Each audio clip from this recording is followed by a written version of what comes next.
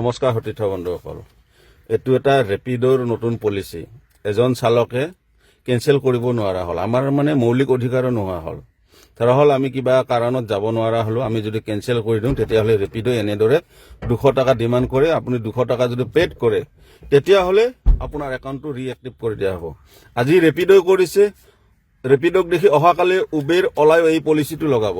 আজি হয়তো 200 টকা হৈ আছে, ভৱিষ্যতে 200 জেগাত আপুনি 2000 দিবলৈ বাধ্য হ'ব, কাৰণ অন্য ৰাস্তা আপোনাৰ হাতত নাথাকে।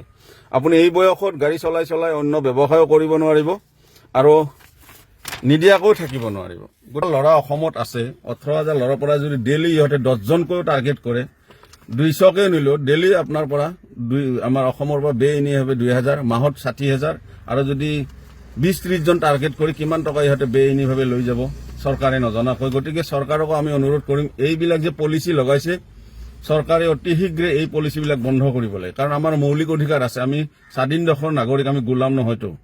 কিবা কাৰণত আমি কেঞ্চেল কৰিব লাগিবও পাৰে, যেনে গাড়ীৰ টায়াৰ পামচাৰ হ'ল, কেতিয়াবা গাড়ী ষ্টাৰ্ট নোহোৱা হয় আৰু যাত্ৰী আজিকালি কেঞ্চেল কৰিব বিৰাট টান পায়। এইটো মই মানি লৈছোঁ, কাৰণ আমাৰ কিছুমান চালকো আছে এনেই কেঞ্চেল কৰি থাকে, তাৰ খঙতে হয়তো যাত্ৰীও কেঞ্চেল নকৰে।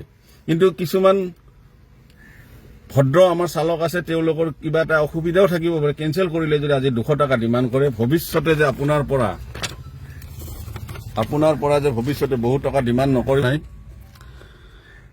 আমি বহু আগতে কৈছিলোঁ, যেতিয়া অলা উবেৰ আহিছিল, খোপনি পুতিছিল, ৰেপিডো আহিছিল, তেতিয়া আমি কৈছিলোঁ এওঁলোকে হয়তো এটা টাইমত এনেকুৱা কৰিব, আপোনাক গোলাম বনাই ল'ব, তেওঁলোকৰ অভ্যাসত পৰিণত কৰি ল'ব আৰু আপোনাৰ একাউণ্টটো বিভিন্ন অজুহাত দেখাই ব্লক কৰি আপোনাক টকা ডিমাণ্ড কৰিব। ঠিক তেনেকুৱা আমাৰ কথাটো সত্যত প্ৰমাণিত হ'ল।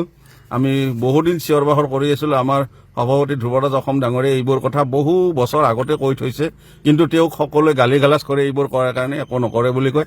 আজি হয়তো ধ্ৰুৱৰাজ অসম আমাৰ সঘনাই হয়তো এই কথাটো বুজাই নাথাকে যদিও অতীততে বুজাই দিছিল, কিন্তু কি হ'ব পাৰে। আৰু এই কথাটো ময়ো বুজাইছিলোঁ। আৰু যেতিয়া ৰেপিডো প্ৰথম আহিছিল, আমি প্ৰত্যেক চালকক কৈছিলোঁ যে এওঁলোকৰ পলিচি আৰু এওঁলোকৰ ভৱিষ্যত পৰিকল্পনা নজনাকৈ আপোনালোকে গাড়ীবোৰ এড নকৰিব। কিন্তু আপোনালোকে ধ্ৰুৱৰাজ অসম আৰু ৰিংকু কুমাৰ দাসক গালি পাৰি এড হ'লে সোমাই ল'লে। এতিয়াতো ক'বলৈ বাকী নাই, এতিয়াতো অভ্যাসত পৰিণত হৈছে।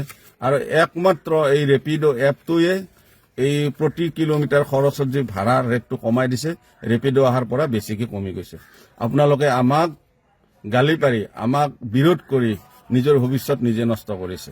আমি কিমানবোৰ কাৰ্যসূচী ল'লোঁ, আপোনালোকে এদিনো সফলতাৰে সঁচা শুদ্ধ মনেৰে সহযোগ নকৰিলে, যাৰ ফলত আজি অলা উবেৰ ৰেপিডো বহিৰা বণিক গোষ্ঠী অসমীয়া স্বাভিমানী চালকবিলাকক, স্বাভিমানী ল'ৰাবিলাকক গোলাম কৰিবলৈ বাধ্য হৈছে, গোলাম কৰিবলৈ সক্ষম হৈছে। আজি হয়তো 200 টকাতে ক্ষান্ত আছে, হয়তো 6 মাহ পিছত ইহঁতে এই 200 টকাটো 2000 কৰিব পাৰে, 5000 কৰিব পাৰে, কিন্তু আপুনি দিবলৈ বাধ্য হ'ব। সদায় ধ্ৰুৱৰাজ অসম আৰু ৰিংকু কুমাৰ দাস আপোনালোকৰ ওচৰত নাথাকে। গতিকে আপোনালোকৰ সাহসী আৰু স্বাৱলম্বী হওক, মাতক, ছ'চিয়েল মিডিয়াত লিখক এই ৰেপিডোৰ অত্যাচাৰৰ বিষয়। আৰু চৰকাৰক আমি বিনম্ৰতাৰে অনুৰোধ কৰিম, এইটো যদি আপোনালোকে বন্ধ কৰিব নোৱাৰে তেতিয়াহ'লে কৈ দিয়ক, আমি চালকসকলে মিলিজুলি কিবা এটা ব্যৱস্থা কৰিম। ধন্যবাদ। জয় আই অসম।